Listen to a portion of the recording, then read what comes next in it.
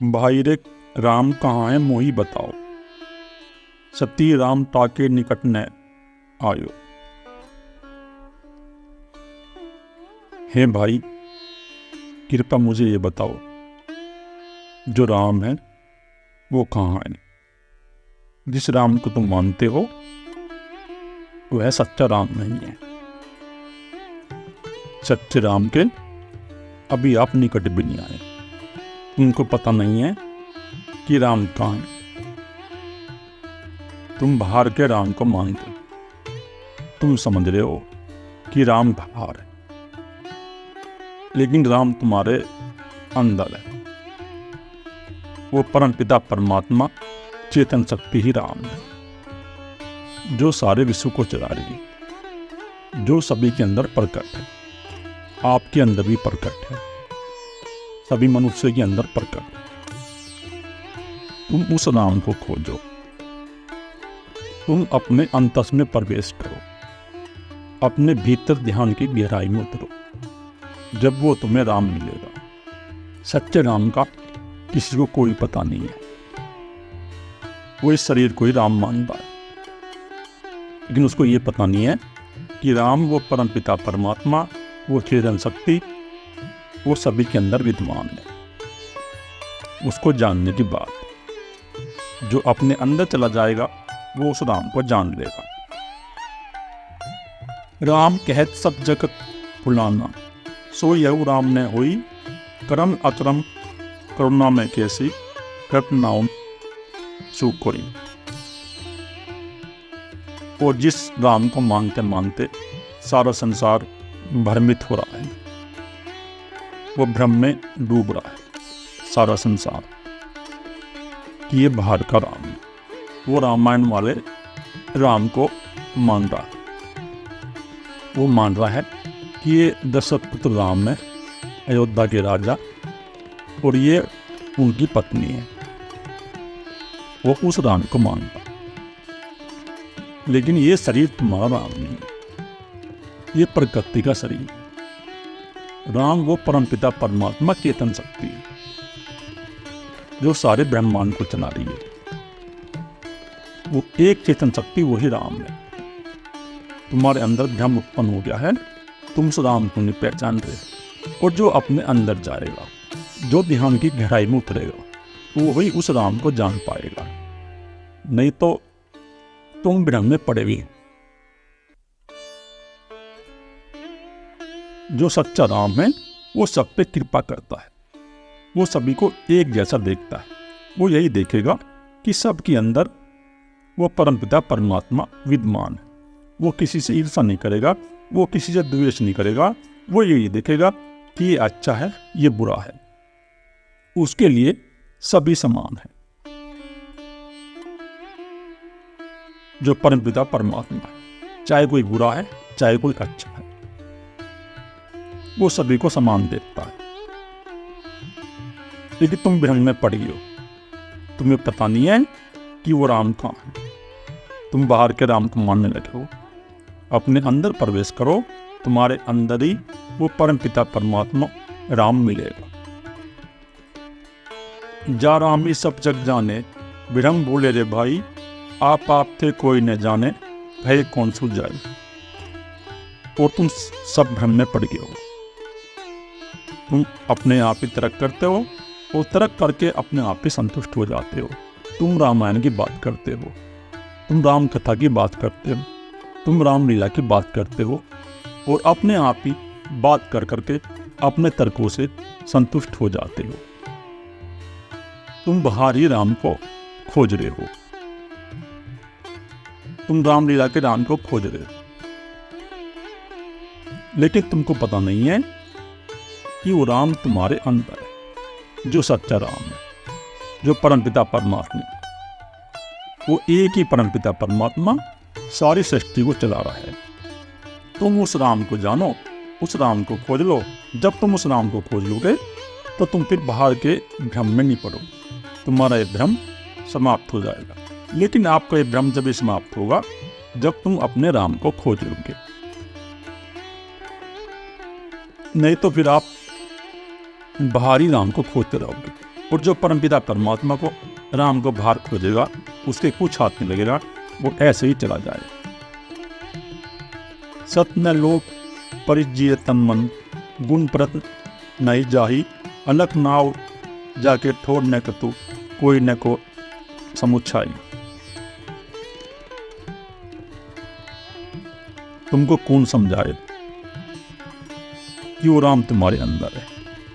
लोभ जिसके तन मन का स्पर्श नहीं कर सकता, जो तीनों गुणों से अछूता है, जो प्रकृति के पार चला गया है, वो परमपिता परमात्मा प्रकृति नहीं है। वो प्रकृति के पार, वो चेतन शक्ति गुण के प्रभाव में नहीं आती, जो प्रकृति के तीन गुण है, सत्वगुण, रजोगुण, तमोगुण। वो गुणों के प्रभाव से बाहर है, जो राम है। तुम उस राम को जानो। वो राम ही सारे ब्रह्मांड को चला रहा है और सारी प्रकृति के अंदर प्रकट है, तुम्हारे अंदर भी है। तुम जब उसको खोजोगे, जब तुम माया के पार जाओगे, स्वयं की ओर लौटोगे, तो राम तुम्हारे अंदर प्रकट होगा और तुम्हें उस परमपिता परमात्मा का अनुभव होगा। तुम स्वयं की ओर लौट जाओ। ध्यान की गहराई में उतरो, अपने मन की वृत्तियों को खाली करो। तुम्हारे मन के अंदर ये जो कल्पनाएं उतरी हैं संसार की वस्तु को प्राप्त करने की, भोग भोगने की, धन पाने की, ये लालसाएं, ये विषय विकार तुम्हारे मन के अंदर निरंतर चलते रहते हैं।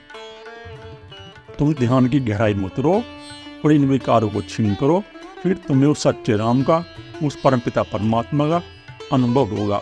धीरे धीरे वो चेतन शक्ति, वो राम तुम्हारे अंदर प्रकट होता चला जाए। फिर आप लोभ के प्रभाव में नहीं आओगे, फिर आप ये माया के तीन गुणों के प्रभाव में नहीं आओगे। जब तुम उस परमपिता परमात्मा को जान लोगे, उस राम को जान लोगे, तुमने मान लिया ये शरीर राम है, ये 5 तत्वों का शरीर राम है। ये तो एक साधन है उस परमपिता परमात्मा तक पहुंचने का। लेकिन राम तो वो सारे ब्रह्मांड चला रहा है और प्रकृति के 3 गुण भी उस राम की शक्ति से ही कार्य कर रहे हैं। वो गुणों के प्रभाव में नहीं है, उसके अंदर कोई विषय नहीं है, कोई विकार नहीं है, वो एक ही है, वो एक अलग है। परमपिता परमात्मा एक है, अनेक नहीं है। तुमको इस बात का पता नहीं है, तुमको कौन समझाए कि राम तुम्हारे भीतर है। तुम बाहर खोजते खोजते तुम्हारा जीवन समाप्त हो गया राम को, लेकिन तुम्हें राम नहीं मिला और ना ही राम मिलेगा। अगर राम को खोजना है तो ध्यान की गहराई में उतरना पड़ेगा, अपने भीतर जाना पड़ेगा। जब तुम भीतर जाओगे, ध्यान की गहराई में उतरोगे, तो वो तुम्हें राम मिलेगा, नहीं तो तुम्हें कोई राम नहीं मिलेगा। आपको ध्यान की गहराई में उतरना ही पड़ेगा। तुम विरम्बस इस संसार में घूम रहे हो, राम को खोजते भी। बने रैदास उदास ताईते, करता को है भाई, केवल करता एक सही करे, सत्य राम तई थाई। आपको बार बार संत शिरोमणि रैदास जी कह रहे हैं, इस सच्चे ईश्वर को जानो। सच्चे ईश्वर को न जानने कारण ही तुम्हारे अंदर ये दुख प्रकट हो रहे हैं, तुम्हारे अंदर ये मोह प्रकट हो रहा है, ये शोक प्रकट हो रहा है। तुम उस राम को जानो। तुम उस राम को, सच्चे ईश्वर को जब जानोगे, जब तुम स्वयं की खोज करोगे, ध्यान की गहराई में उतरोगे, तुम्हारे हृदय की गुफा में वो राम स्थित है। तुम्हें अपनी शक्ति को जगाना पड़ेगा। मन की कल्पनाओं के प्रति, विषय विकारों के प्रति साक्षी होना पड़ेगा। इन विचारों के प्रति तुम्हें सजग होना पड़ेगा। जब भी वो राम तुम्हारे अंदर प्रकट होगा। तुम्हें बार बार जगा रहे हैं कि तुम जाग जाओ, तुम बाहर राम को मत खोजो, तुम ध्यान की गहराई में उतरो। जब भी वो राम तुम्हारे अंदर प्रकट होगा, जब धीरे धीरे तुम स्वयं की ओर लौटोगे, ध्यान की गहराई में उतरोगे। उतरने की बात है, जो साधक अपनी चित्त की परतों खोलेगा, धीरे धीरे शक्ति का उदोगमन करेगा, तो राम की झलक तुमको मिलनी शुरू हो जाएगी। वो परमपिता परमात्मा की झलक तुमको मिलनी शुरू होगी। और जब तुम्हें उस परमपिता परमात्मा का, उस राम का अनुभव होगा तो तुम देखोगे सभी के अंदर वो राम विद्यमान है। वो परमपिता परमात्मा वृक्षों के अंदर भी है, पक्षियों के अंदर भी है, पशुओं के अंदर भी है और सभी मनुष्यों के अंदर है। सभी मनुष्य समान है। ये तुमने मनुष्यों में भेद उत्पन्न कर दिए, लेकिन उस परमपिता परमात्मा ने कोई भेद नहीं बनाया। जितने भी मनुष्य जाति के अंदर भेद हैं वो मनुष्यों ने बनाए। सभी मनुष्य समान है। रैदास जी यही कह रहे हैं कि सभी उस परमपिता परमात्मा को अपने अंदर खोज सकते हैं, चाहे कोई स्त्री हो चाहे पुरुष हो। किसी भी प्रकार का नोट से वो खोजने की बात है। जो ध्यान की गहराई में उतर जाएगा उसको वो राम मिल जाएगा, लेकिन बाहर नहीं मिलेगा। अगर तुम बाहर राम के चक्कर में घूमते रहे तो तुम्हारा जीवन समाप्त हो रहा है, समाप्त हो जाएगा। उनको ध्यान की गहराई में प्रवेश करना पड़ेगा। जब आप धीरे धीरे ध्यान की गहराई में प्रवेश करोगे तो राम तुम्हें मिलेगा। और वो एक ही सच्चा राम जिसने सारे ब्रह्मांड को रचाया है, सारी सृष्टि को रचाया है और सभी के अंदर प्रकट है। वो तत्व तुम्हारे अंदर भी प्रकट है। मन के पार जाओगे, बुद्धि के पार जाओगे, वो राम प्रकट हो जाएगा और तुमको दिखाई देगा कि सभी के अंदर वो राम विद्यमान है। वो परमपिता परमात्मा ने सभी को समान बनाया। खोजो उस राम को। संत शिरोमणि रैदास जी यही कह रहे हैं कि तुम अपने ध्यान की गहराई में उतर जाओ और उस राम को खोज लो, तो तुम्हें पता चल जाएगा कि सच्चा राम कहाँ है और कौन है। तू कलाली ये प्याला ऐसा हौदू कोई मती वाला।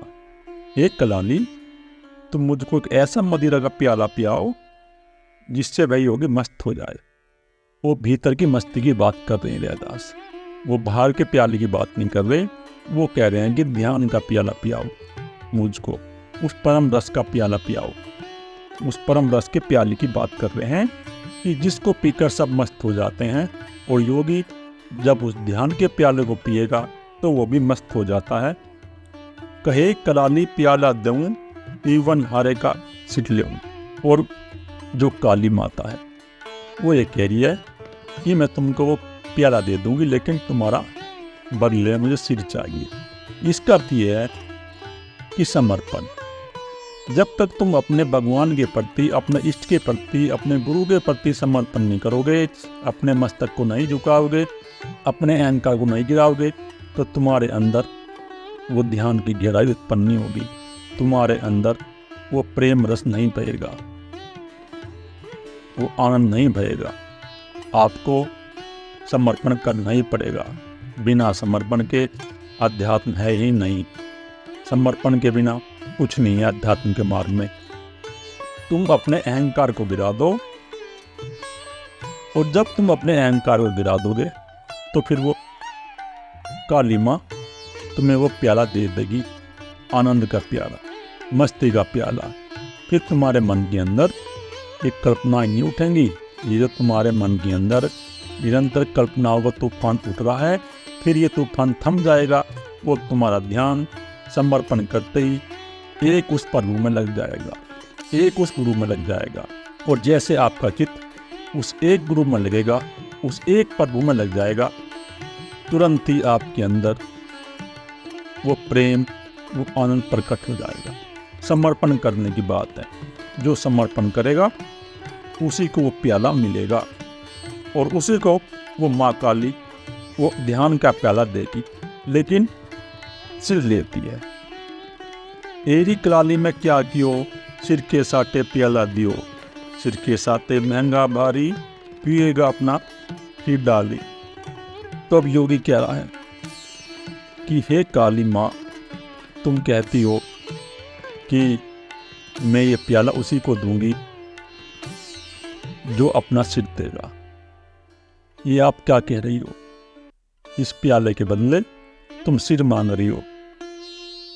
तो फिर काली बोली, इस प्याले को वही पिएगा, ये प्याला अत्यंत महंगा है। जो अपना सिर काट देगा, जो अपना समर्पण कर देगा, वही इस प्याले को पिएगा, और कोई इस प्याले को नहीं पी सकता। और जो इस प्याले को पिएगा वह अमर हो जाएगा और जो इस समर्पण के प्याले को पी लेगा, जो अपने अहंकार को छीन कर देगा, समाप्त कर देगा, उसके अंदर वो परम पिता परमात्मा प्रकट हो जाएगा। वो फिर परम पिता परमात्मा का आनंद भोगेगा। इसलिए काली माँ कह रही है कि योगी, जब तक तुम समर्पण नहीं करोगे, जब तक तुम अपने अहंकार को नहीं गिराओगे, तुमको ये प्याला नहीं मिलेगा। ये प्याला अत्यंत महंगा है। ये प्याला इसलिए महंगा है कि जो समर्पण करता है, इस द्वार पर जो अपने अहंकार को समाप्त कर देगा, इस मैं को नष्ट कर देगा, उसी को ये ध्यान के रस का प्याला मिले और उसी के अंदर वो आनंद प्रकट होगा, वो ध्यान का आनंद प्रकट होगा, उसको वो अमृत मिल जाएगा। अमृत का अर्थ है कि तुम्हारा जीवात्मा उस परम पिता परमात्मा में विलीन हो जाएगा। जब तुम्हारा अहंकार गिर जाएगा तो तुम्हारा जीवात्मा सूक्ष्म शरीर उस परम पिता परमात्मा में विलीन हो जाएगा। और जब तुम्हारा वो सूक्ष्म शरीर परम पिता परमात्मा में विलीन हो जाएगा तो फिर वो कहीं नए जन्म में प्रकट नहीं होगा, तुम अमर हो जाओगे। और अमर वही होगा जो समर्पण करेगा। अध्यात्म में पहली शर्त यही है कि समर्पण कर दो, अपने इष्ट को अपने हृदय चक्र में ले लिया। जब ये काली माँ कह रही है कि हे योगी, जब तक तुम समर्पण नहीं करोगे, अपने अहंकार को नहीं गिराओगे, अपने मस्तक को नहीं दोगे काट के। मस्तक काटने का अर्थ यही है कि अपने अहंकार को गिरा दो। इसमें भी लोगों ने बड़ी बड़ी भ्रांति पाल ली है। कोई कहता है कि मस्तक काटने से परम पिता परमात्मा मिल गए। इसका अर्थ यही है, मस्तक काटने का अर्थ यही नहीं है कि किसी ने अपना सिर काट के गुरु को दिया। ये भौतिक शरीर के सिर की बात नहीं हो रही। ये जो अंदर का अहंकार है, अंदर का सिर बैठा हुआ है, ये अहंकार बैठा हुआ है, इसको काटने की बात है। जो इसको काट देगा उसी के अंदर वो ध्यान प्रकट हो जाएगा और उसी के अंदर वो ध्यान की गहराई प्रकट होगी। जिस प्रकार एक कथा प्रचलित है जो खाटू श्याम की कथा है, ये द्वापर की कथा है। भगवान श्री कृष्ण थे और भगवान श्री कृष्ण ने बर्बरीक का सिर ले लिया। एक कथा है, लेकिन इसका अर्थ यही है कि भगवान श्री कृष्ण को बर्बरीक ने अपना गुरु मान लिया और अपने अहंकार को उनको दे दिया। उन्होंने कोई भौतिक शरीर का सिर नहीं लिया भगवान श्री कृष्ण ने। ये आज के समय में झूठी भ्रांति लोगों के अंदर बैठी हुई है कि बर्बरीक ने अपने भौतिक शरीर का सिर काट के भगवान श्री कृष्ण को दे दिया। लेकिन बर्बरीक ने अपने अहंकार को प्रभु के चरणों में चढ़ा दिया, यानी अपने हृदय के अंदर भगवान श्री कृष्ण को प्रकट कर लिया, भगवान श्री कृष्ण के प्रति समर्पण कर दिया। जिस प्रकार गोपिकाओं ने समर्पण किया था, उद्धव ने समर्पण किया था, मीरा ने समर्पण किया था, उसी प्रकार बर्बरीक ने भी भगवान श्री कृष्ण को अपना गुरु माना और उन्होंने गुरु के प्रति समर्पण कर दिया। जब बर्बरीक ने गुरु के प्रति समर्पण कर दिया तो बर्बरीक के अंदर वो आनंद बह गया, वो परम आनंद, वो ध्यान का रस बह गया। उनको भी वो ध्यान का प्याला मिल गया। तो इसका कहने का यही है कि जब तुम समर्पण कर दोगे अपने गुरु के प्रति या इष्ट के प्रति, तो तुम्हारी प्राण ऊर्जा तो हृदय चक्र में आ जाएगी। और जब हृदय चक्र में तुम्हारी प्राण ऊर्जा आएगी तो तुम्हारे अंदर वो प्रेम, वो ध्यान का रस प्रकट हो जाएगा, तुमको वो आनंद का रस मिल जाएगा। और जब तुमको वो ध्यान का और आनंद का रस मिल जाएगा तो तुमको फिर बाहर के आनंद की, बाहर के भोगों की किसी प्रकार की कोई जरूरत नहीं पड़ेगी। फिर तुम्हारे अंदर ये संसार की वस्तु को पाने की इच्छा नहीं उठेगी। तुम्हारे अंदर एक आनंद प्रकट हो जाएगा और आनंद प्रकट उसी के अंदर होगा जो समर्पण कर देगा। जिस प्रकार बर्बरीक ने भगवान श्री कृष्ण के चरणों में समर्पण कर दिया, अपने अहंकार को काट के उनके चरणों में रख दिया। इसका अर्थ यही है। इसका अर्थ यही नहीं है कि बर्बरीक ने अपना सिर काटा भौतिक शरीर का और भगवान श्री कृष्ण को दे दिया। समाज में ये आज गलत भ्रांति फैली हुई है और इसी के कारण लोग भटक रहे हैं। इस भ्रांति को हटाओ, इस भ्रांति को समाप्त करो और सीधा सा देखो इस कहानी का अर्थ क्या है। ये जो पुराणों की कहानियाँ हैं, इन कहानियों के अर्थ बहुत गहरे हैं। इन कहानियों के अर्थ वही समझेगा जो भीतर से जागा हुआ है। जिसके अंदर वो परमपिता परमात्मा प्रकट। जो अज्ञानी मनुष्य है वो इन कहानियों के उल्टे सीधे अर्थ लगा लेगा जो आज लगा लिए गए हैं, जिसके कारण समाज भटक रहा है। समाज इसलिए भटक रहा है क्योंकि इन कहानियों के उल्टे अर्थ लगा लिए गए हैं। समर्पण के बिना तुमको वो रास्ता नहीं मिलेगा। तुम्हें समर्पण तो करना ही पड़ेगा, या तो अपने इष्ट के प्रति करो, या भगवान के प्रति करो, या गुरु के प्रति करो। समर्पण का अर्थ है कि अपने चित्त के अंदर, अपने मन के अंदर उनको प्रकट कर दो, अपने अहंकार को समाप्त कर दो, मैं को समाप्त कर दो। जब तुम मैं को समाप्त कर दोगे तो तुम्हारे अंदर वो ध्यान का प्याला प्रकट हो जाएगा और तुम अमर हो जाओगे। फिर तुम्हारा अहंकार कहीं प्रकट नहीं होगा। यही कह रहे हैं रैदास जी कि तुम परमपिता परमात्मा के प्रति समर्पण कर दो। जब तुम समर्पण कर दोगे तो तुम्हारे अंदर वो ध्यान की ज्योति प्रकट हो जाएगी और तुम अमर हो जाओगे। चंद्र सूर दो चन्नु खोए, पीऊ प्याला मरे न कोई, सहज सुनिए बाटो सर्वे, पी रैदास गुरु की दर। और तुम्हारे सूर्य चंद्र सम्मुख आ जाएंगे, तुमको वो प्याला मिल जाएगा, अमृत का प्याला। समर्पण तुम करोगे, समर्पण करते ही तुमको वो प्याला मिल जाएगा। और वो प्याला है सहज का प्याला, शून्य का प्याला। वो मदिरा है शून्य की मदिरा। जब आपके चित्त के अंदर, जब आपके मन के अंदर कोई कल्पना ना हो, कोई इच्छा ना हो, कोई वासना ना हो, सभी इच्छाएं और वासनाएं समाप्त हो जाए, तो तुमको वो प्याला मिल जाएगा, ध्यान का प्याला। और तुम्हारे अंदर वो आनंद की भट्टी जलेगी। फिर निरंतर तुम्हारे अंदर वो आनंद प्रकट होगा और तुम्हारे अंदर से फिर वो रस बहेगी, आनंद की धारा निरंतर वो बहती रहेगी। रैदास जी यही कह रहे हैं कि इस ध्यान के प्याले को सदगुरुदेव की कृपा से कोई कोई पी पाता है। जो सदगुरुदेव के प्रति समर्पण कर देगा उसी को वो प्याला मिलेगा। जो सदगुरुदेव के प्रति समर्पण नहीं करेगा उनको वो प्याला नहीं मिलेगा। जो बार बार से नाटक करेगा, दिखाएगा सदगुरु के प्रति सेवा का भाव, लेकिन भीतर उसके अंदर कोई सेवा का भाव नहीं है, भीतर से उसके अंदर कोई समर्पण नहीं है सदगुरु के प्रति, तो उसको वो प्याला मिल नहीं सकता। क्योंकि अध्यात्म का विज्ञान है, बिना समर्पण के तुम इस मार्ग पे नहीं चल सकते और ना ही आपके आप कुछ लगेगा। सदगुरु की कृपा उसी के ऊपर होती है जो सदगुरु को अपने हृदय चक्र में ले आएगा। जो सदगुरु के प्रति समर्पण कर देगा उसी के ऊपर सदगुरु की कृपा होगी। और भगवान की कृपा भी उसी के ऊपर होती है, काली माँ की कृपा भी उसी के ऊपर होगी जो काली माँ के प्रति समर्पण कर देगा।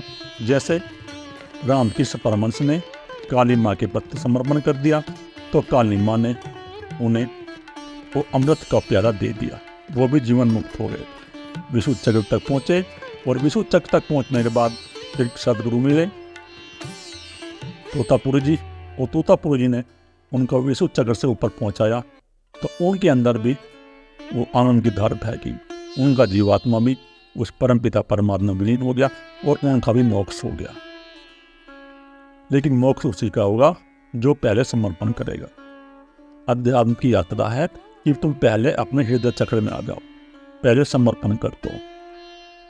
रैदास जी यही कह रहे हैं कि जो गुरु के प्रति समर्पण कर देगा उसी को वो ध्यान का प्याला मिलेगा, अन्य किसी को नहीं मिलेगा। तो आप समर्पण करो अपने गुरु के प्रति और समर्पण करके इस अध्यात्म के मार्ग पर चलो तो आपको वो प्याला जरूर मिलेगा।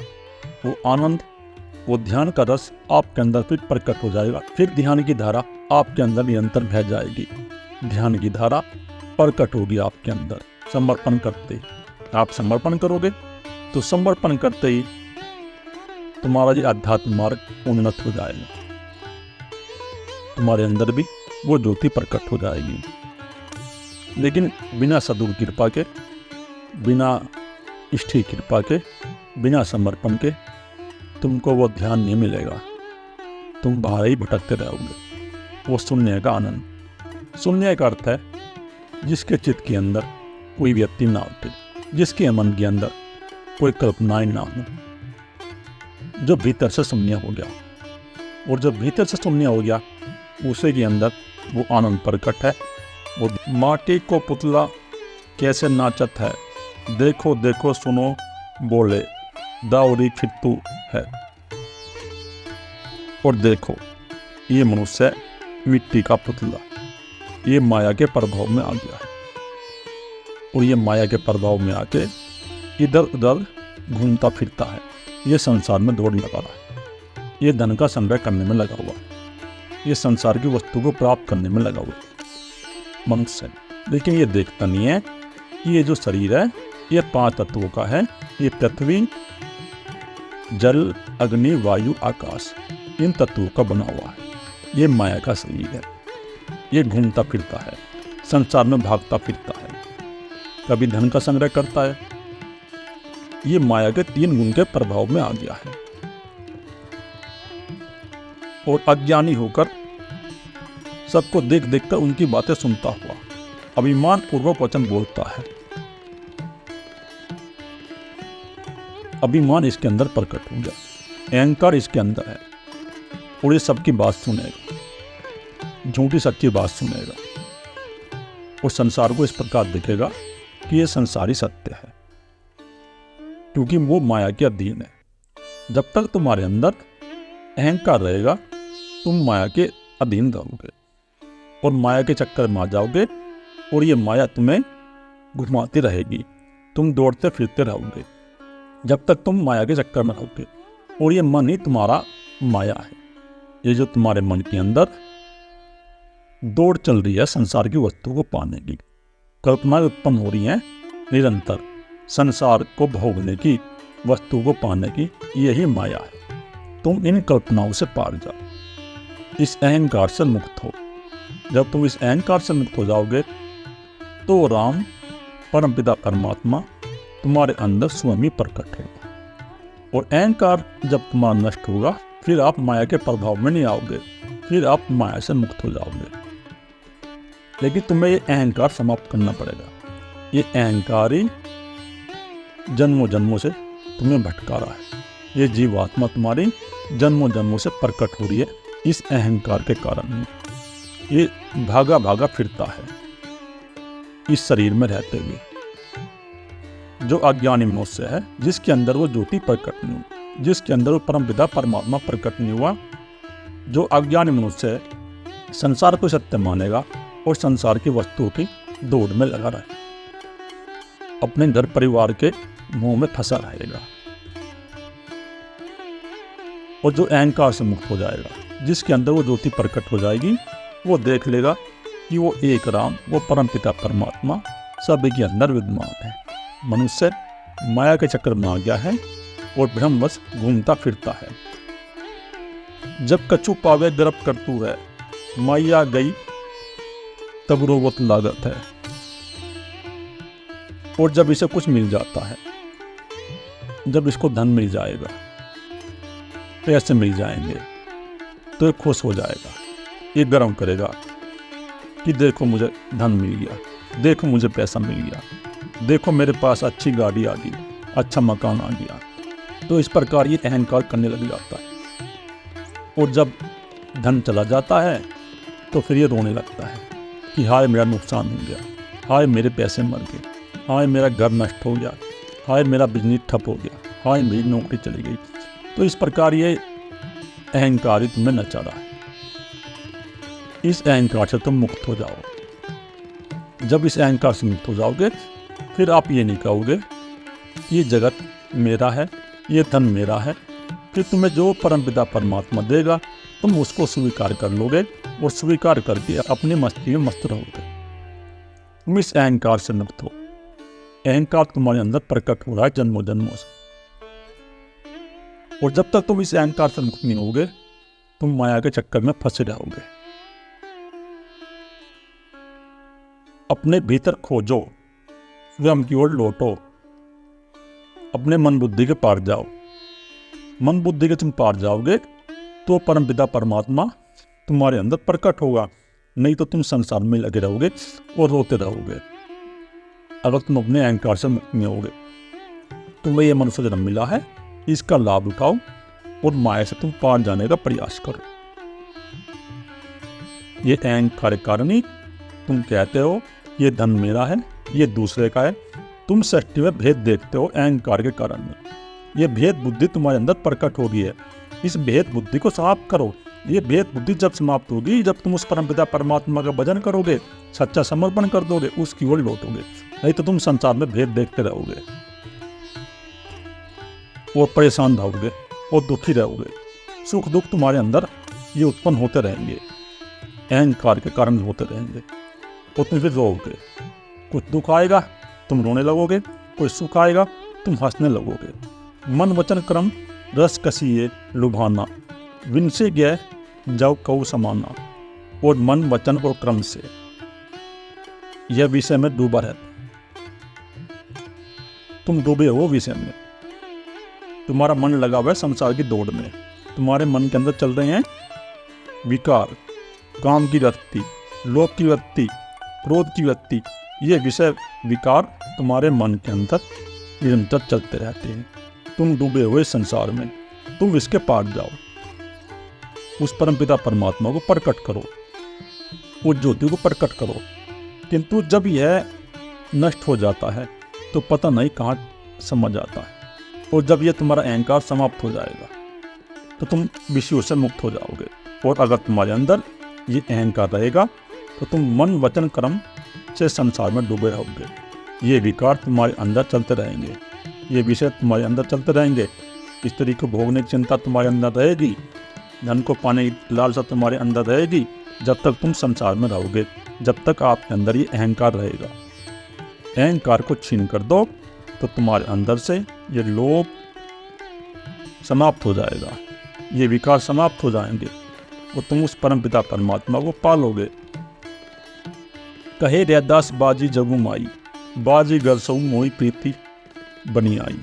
संत रैदास जी तुम्हें कह रहे हैं कि संसार एक तमाशा है, ये प्रकृति का एक खेल चल रहा है, ये माया का खेल चल रहा है। तुम इस संसार में उलझ गए हो पूरी तरह से। तुम देखते नहीं, तुम अपने अंदर विवेक प्रकट नहीं करते और विवेक बुद्धि प्रकट करके ये देखते नहीं कि ये प्रकृति का खेल है। संसार में जो कुछ भी उत्पन्न है वो प्रकृति के 5 तत्वों से आया है। पृथ्वी, जल, अग्नि, वायु, आकाश, वो सब इन्हीं का रूप है। तुमने इसे सत्य मान लिया है अपने अहंकार के कारण। तुम इस माया में पड़ गए हो।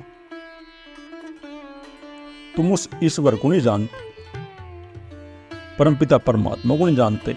जब तुम उस ईश्वर को जान लोगे तो तुम्हारी ये मोह रूपी प्रीति समाप्त हो जाएगी। तुम उस परमपिता परमात्मा से अपनी प्रीति लगा लो, ईश्वर को अपने अंदर प्रकट कर लो, वो एक राम को अपने अंदर प्रकट कर लो। जब तुम अपने अंदर उस ईश्वर से प्रीति लगा लोगे, सच्चा प्रेम करोगे, समर्पण कर दोगे, फिर आप इस माया के संसार में नहीं आओगे। फिर ये माया आपके अंदर से धीरे धीरे समाप्त होगी। लेकिन समाप्त जब भी होगी जब तुम अपने उस राम से, उस ईश्वर से सच्ची प्रीति लगा लोगे, समर्पण कर लोगे उस एक ईश्वर से। वो एक परमपिता परमात्मा एक ईश्वर है। ईश्वर दो नहीं है, वो एक ही चेतन शक्ति है जो सारे ब्रह्मांड को चला रही है, जो सभी के अंदर प्रकट है। और ये मनुष्य जन्म तुम्हें मिला है, इसका लाभ उठाओ और लाभ उठा के स्वयं की ओर लौटो। वो ज्योति अपने अंदर प्रकट करो, परमपिता परमात्मा की ज्योति। वो ज्योति तुम्हारे अंदर जब प्रकट होगी जब तुम समर्पण कर दोगे, ईश्वर के प्रति सच्ची प्रीति लगा लोगे। जिस प्रकार मीरा ने लगा ली, मीरा ने सच्ची प्रीति लगा ली उस भगवान श्री कृष्ण से, तो उनके अंदर वो परमपिता परमात्मा प्रकट हो गया। और फिर वो गुरु रैदास जी की शिष्य बनी। गुरु रैदास जी ने उनको वो आत्मबोध कराया और मीरा का भी मोक्ष हुई। अपने अंदर विवेक लेकर आओ और देख लो कि ये संसार है क्या। इस संसार में तुम इतनी पकड़ मत बनाओ। आपने पकड़ बना ली है संसार के अंदर। तुमने घर परिवार को सत्य मान लिया है, धन को सत्य मान लिया। देखो धन का उपयोग करो, धन का उपयोग है हमारे शरीर के लिए, लेकिन धन पे पकड़ मत करो। धन पे तुम इस प्रकार की पकड़ मत करो कि ये धन मेरा है। इस पकड़ को तुम समाप्त कर दो। जब तुम स्वयं की ओर लौटोगे, अध्यात्म के मार्ग पर चलोगे, तो तुम माया से मुक्त हो जाओगे। लेकिन तुम्हारे अंदर ही वो परमपिता परमात्मा है, तुम्हें अपने अंदर ही जाना पड़ेगा और अपने अंदर ही उस परमपिता परमात्मा को खोजना पड़ेगा। और तुम्हारे अंदर वो परमपिता परमात्मा जब प्रकट होगा, जब तुम ध्यान की गहराई में उतरोगे। पहले समर्पण करो परमपिता परमात्मा के प्रति, और फिर धीरे धीरे तुम्हारे चित्त के अंदर जो संस्कार हैं जन्मों जन्मों के, इन संस्कारों को छीन करो, इस मार्ग पर चलो, परमपिता परमात्मा के मार्ग पर चलो, तो ज्योति तुम्हारे अंदर प्रकट हो जाएगी। जब आप सच्चा समर्पण कर दोगे परमपिता परमात्मा के प्रति, सच्चा समर्पण करने की बात है, जो सच्चा समर्पण कर देगा उसके अंदर वो ज्योति प्रकट हो जाएगी। वो जान लेगा उस ईश्वर को, उस परमपिता परमात्मा को, वो देख लेगा ये जगत माया का ही रूप है। संत शिरोमणि राधा जी यही कह रहे हैं कि तुम प्रकृति के बंधन से मुक्त हो जाओ। तुम्हारे मन के अंदर ये प्रकृति के बंधन उठ रहे हैं, ये कल्पनाएं उठ रहे हैं, इनको छीन करो और इनको छीन करके उस एक परमपिता परमात्मा के प्रति समर्पण करके तुम स्वयं की ओर लौट जाओ। अपने भीतर तुम चले जाओ, तुम्हारे भीतर ही वो राम प्रकट है, बाहर कोई राम नहीं है, तुम्हारे अंदर ही वो घट के अंदर ही है। उसको खोजने की बात है। रैदास जी ने खोज लिया और उनके अंदर वो परमपिता परमात्मा प्रकट हो गया। तुम भी खोज लो, तुम्हारे अंदर भी वो परमपिता परमात्मा प्रकट हो जाएगा। फिर तुम्हारे अंदर ये दोष दृष्टि नहीं रहेगी, ये संसार है क्या, उसको खोजने की बात। जो प्रकट कर लेगा, खोज लेगा, जान लेगा, उसको पता चलेगा कि परमपिता परमात्मा है क्या। और जो नहीं खोजेगा वो अपने अहंकार में दौड़ा रहेगा और अहंकार के वशीभूत हो जाएगा वो, और अहंकार के वशीभूत होकर ही भागता फिरेगा संसार में। इस अहंकार को तुम छीन कर दो, और अहंकार छीन होगा समर्पण से, जब भी तुम माया से मुक्त होगे। नहीं तो तुम इस माया के बंधन में आ गए हो और इस माया के बंधन में ऐसे ही घूमते रहोगे। इस प्रकार तुम घूमते रहोगे, कहते रहोगे ये घर मेरा है, ये संसार मेरा है। इस संसार को सत्य मान के तुम भागते रहोगे संसार में। अगर तुम्हें अपनी आध्यात्मिक यात्रा को उन्नति की ओर लेके जाना है तो भीतर आओ, स्वयं की ओर लौटो और साक्षी बनो।